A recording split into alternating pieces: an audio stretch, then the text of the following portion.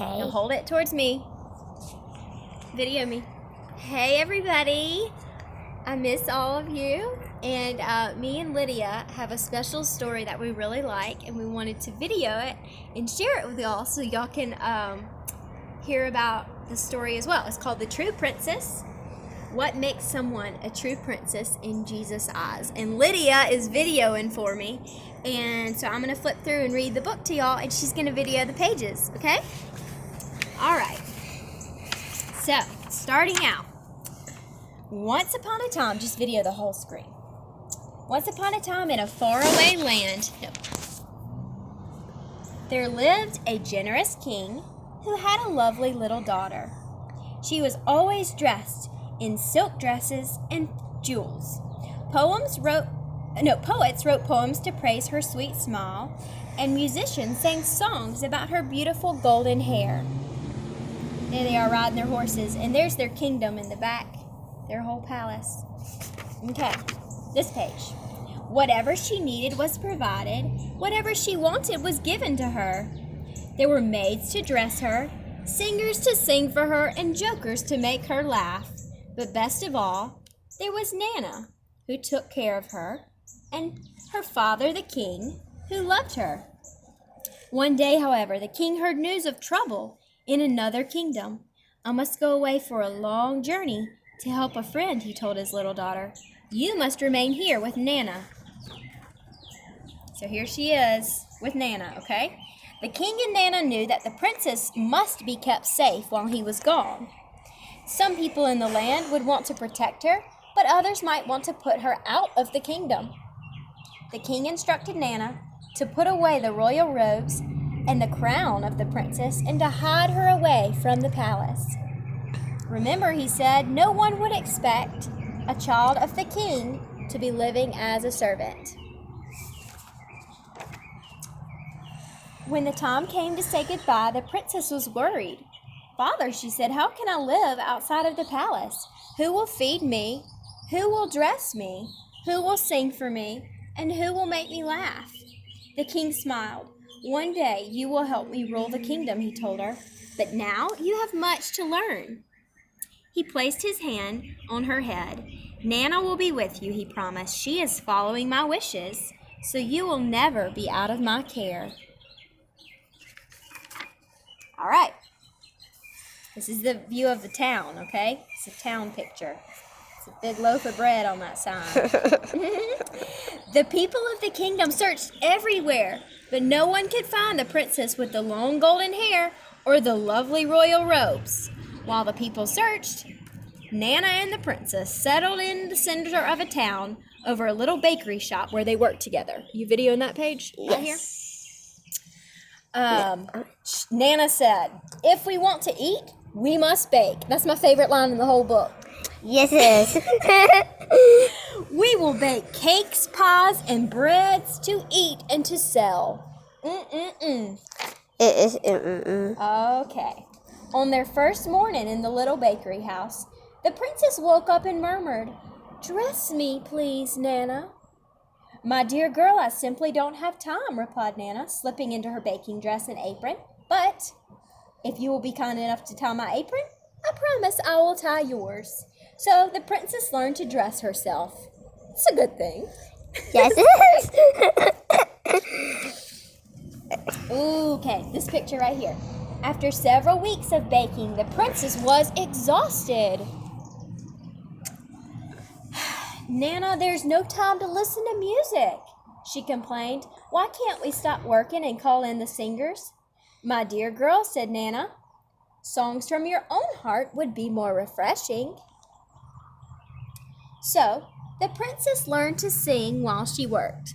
Do y'all like to sing while you work? Yeah. Okay. After another day, the princess put too much yeast in the loaf of bread, and as it was rising, the dough exploded, pop, all over the room. She looked at the mess and sighed.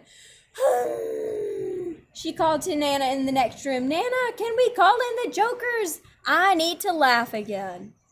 When Nana looked in and saw the mess, she burst into a fit of giggles. Ha ha ha ha ha. Baka yun sa paligid.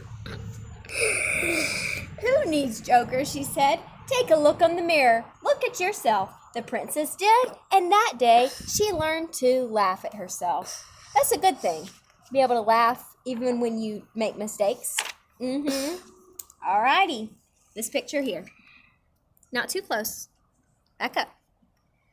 Now when the princess could not be found, many girls in the kingdom thought they could take her place when the king returned. They spent hours designing and sewing lovely royal robes, and they grew their hair long and stood in the sun for hours so that it reflected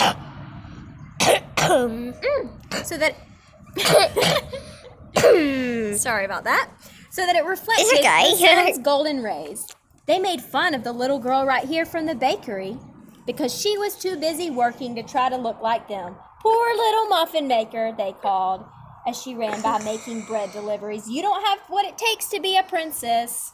But the bakery girl just laughed and she hummed a little song to herself as she hurried by. Alrighty. After many, many months, the king returned. His guards and servants escorted him immediately to his palace and announced that the king would receive his daughter the very next morning. Here they are, coming back into town. It's a big deal. Do you still have it going? Yes, ma'am. Great. The next morning, when the palace guards announced, "The princess is here," the king was surprised to see 25 young ladies waiting for him. They all had long golden hair and were wearing royal robes. A 26th girl stood quietly in the patched dress at the back of the room. Something else. All right, so the king smiled at the crowd of beauties. "So many princesses," he asked. He paused in front of the first girl. "Hey, would you mind helping my servant put on his cloak?" The girl frowned. "A true princess," she sniffed, "does not dress anyone. She has maids who do that." Okay. The king stopped in front of the second girl. "Hey, would you mind singing a song or two for the kitchen helpers? They work very hard, and they'd enjoy it very much." The second girl smiled a little smile. "Princesses don't sing for cooks," she said. "They hire singers to do that." Okay. These girls aren't very helpful. All right, the king paused in front of the third girl. "Hey, would you mind telling my soldiers a funny story?" he asked. "They're tired from our long journey." "Call the royal jokers," she suggested. "That's what a real princess would do." All right. The king looked at the young ladies before him. "Is there anyone who would sing for me? Tell a joke. Serve me in any way." Who do you think wants to help him? That lady right here. Yeah. The quiet girl in the patched dress spoke up. "I'd be happy to, sire," she whispered, "because I love you." "My darling child," said the king, hugging his daughter close, "it is love that marks a true daughter of the king." So the king and his princess were reunited, and it has been said that no princess was ever kinder, more loving, or a wiser ruler than she was. And no one in the world could bake a better pie.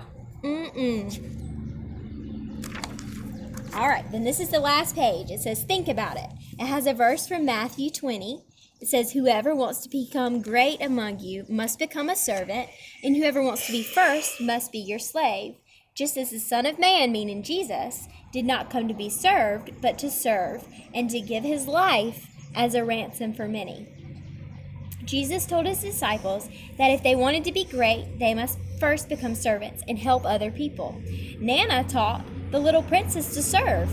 And just as the king recognized the princess because of her love and her willingness to help, so other people will know that we are children of King Jesus if we love him and help others. How can you show by your love by helping others? Do you get dressed by yourself? Help clean up around your house? Obey your teachers? Sometimes you can be a big help just by having a happy, happy smile. If King Jesus came to visit your house today, would you be willing to help him? Jesus was a servant, and we make him happy when we help others too.